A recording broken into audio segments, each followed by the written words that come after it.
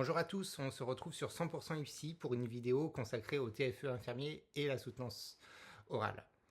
C'est une étape du coup qui semble stressante, mais je vais te donner tous mes conseils pour être prêt et confiant le jour J. Le jury n'est pas là pour te saquer déjà, mais bien pour évaluer ton travail et t'accompagner vers le diplôme. Je vais te montrer comment aborder chaque partie, le cadre conceptuel, contextuel, la méthodologie d'enquête et enfin ce que le jury attend de toi à l'oral. Déjà, le cadre conceptuel, c'est un peu comme la colonne vertébrale de ton TFE. Il regroupe les notions théoriques essentielles pour répondre à ta problématique. Par exemple, dans mon TFE intitulé Au cœur du soin, émotion, adaptabilité et formation tutorale chez les futurs infirmiers, que vous pouvez retrouver sur Fichier IDE et dans le lien dans la description, j'ai choisi d'approfondir 3 concepts principaux. Le stress, les stratégies de coping et le tutorat. Voilà, je me suis appuyé en fait pour parler du stress de différents auteurs et j'ai montré que ces théories permettaient de comprendre les défis émotionnels des étudiants en stage. Le jury, en fait, il attend dans cette partie que tu expliques ces concepts de manière claire et logique et pas besoin d'utiliser des mots compliqués. Il faut que tu restes simple et que tu ailles droit au but. Dans ton cadre contextuel, c'est une partie où tu vas situer ton travail. C'est la mise en situation, vraiment de ton tir, de ton TFE. Tu expliques où et dans quelles conditions ton étude a été réalisée. Encore une fois, dans mon travail, j'ai choisi un contexte précis, le stage en réanimation pédiatrique. Voilà, parce que c'est un service où les étudiants sont souvent confrontés à des situations émotionnelles difficiles, que ce soit sur l'adaptabilité, les protocoles, c'est un rythme quand même relativement dur et stressant. Donc ça m'a permis d'explorer comment le tutorat peut aider au mieux à gérer le stress en milieu de stage. Dans cette partie, le jury, dans ton écrit, va attendre que tu expliques pourquoi tu as choisi ce concept et comment il est lié à ta problématique, à ta question de départ. Donc reste très factuel et n'hésite pas à donner des exemples concrets pour rendre tes explications vivantes. On en reparlera avec les entretiens exploratoires notamment. Sur ta méthodologie d'enquête, que tu vas devoir proposer un outil. C'est la partie qui montre comment tu as travaillé pour répondre à ta question de recherche. Il faut expliquer clairement les outils utilisés, que ce soit des entretiens semi-directifs ou autres. Moi, pour ma part, j'ai utilisé des entretiens semi-directifs avec des infirmiers et des étudiants en stage de 3e année qui m'ont permis de recueillir des témoignages et d'appuyer en fait ma question de départ et notamment cette notion de tutorat. Ton échantillonnage, ça va être un peu la pièce maîtresse en fait de ton travail.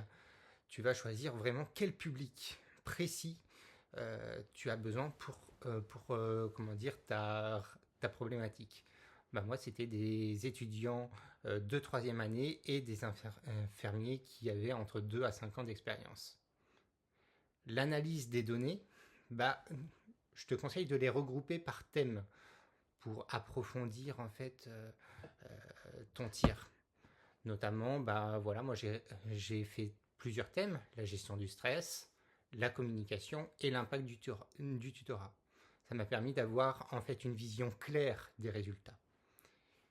La méthodologie d'enquête, en fait, le jury, il veut voir que tu as fait preuve de rigueur et que tes choix méthodologiques sont logiques.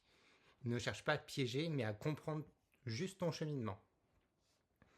Sur la partie orale, la soutenance, c'est ta chance de défendre ton travail et de montrer que tu as réfléchi sur ton sujet. C'est l'aboutissement de tes 3 ans de formation et ta future diplomation. On veut voir que tu es prêt à être infirmier. Donc ils vont évaluer ton travail avec bienveillance. C'est pas un tribunal, on ne cherche pas à ce que tu sois un grand orateur. Avant tout, il faut que tu maîtrises ton sujet. Tu dois être capable d'expliquer ta problématique, ta méthodologie et tes résultats sans hésitation.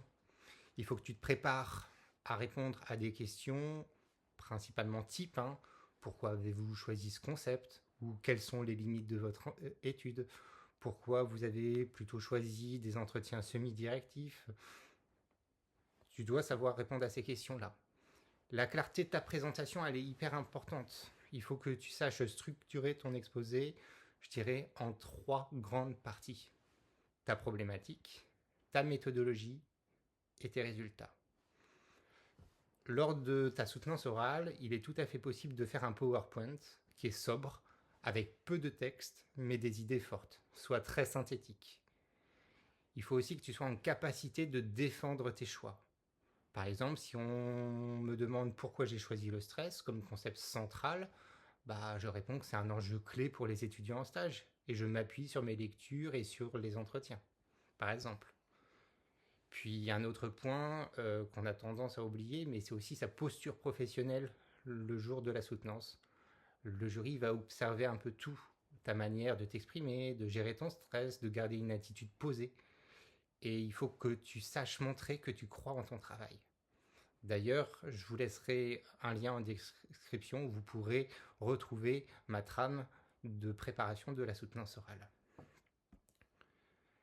Et puis, le jour J, il faut savoir gérer son stress. Le stress, c'est tout à fait normal et c'est d'ailleurs un sujet que j'ai étudié.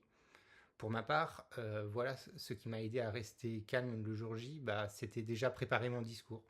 Je me suis entraîné plusieurs fois avec des collègues, avec mes potes. J'ai anticipé les questions. Je me suis préparé aux questions types, comme je vous disais, quelles sont les limites de mon étude, comment appliquer mes résultats sur le terrain, qu'est-ce que j'aurais pu changer. Est-ce qu'il y a d'autres concepts qui me sont venus en tête mais que je n'ai pas parlé.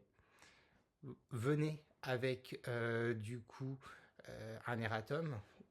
Alors l'erratum, c'est des éléments que vous auriez sans doute rajoutés ou des corrections de votre TFE parce que vous êtes susceptible d'avoir fait des erreurs ou d'avoir oublié des choses. C'est apprécié. Et puis, se concentrer sur soi, respirer profondément juste avant de commencer, prendre une grande inspiration pour se recentrer, peut-être aussi écouter de la musique, enfin trouver votre méthode pour arriver décontracté. N'oubliez pas que le jury connaît l'effort derrière le TFE. Leur objectif, c'est de comprendre ton travail et de ne pas vous mettre en difficulté. Pour résumer, le cadre conceptuel et contextuel pose les bases de ton travail. La méthodologie, elle montre ta rigueur et la soutenance, c'est l'occasion de partager tout ce que tu as appris. Crois en toi et en ton travail. Ton TFE, comme je te l'ai dit, c'est le fruit de 3 années d'efforts et de réflexion. Avec une bonne préparation, tu seras prêt à convaincre ton jury. Si cette vidéo t'a aidé, pense à liker, à t'abonner pour plus de conseils infirmiers et dis-moi en commentaire comment tu te prépares toi pour ta soutenance. Bonne chance à toi, futur infirmier infirmière.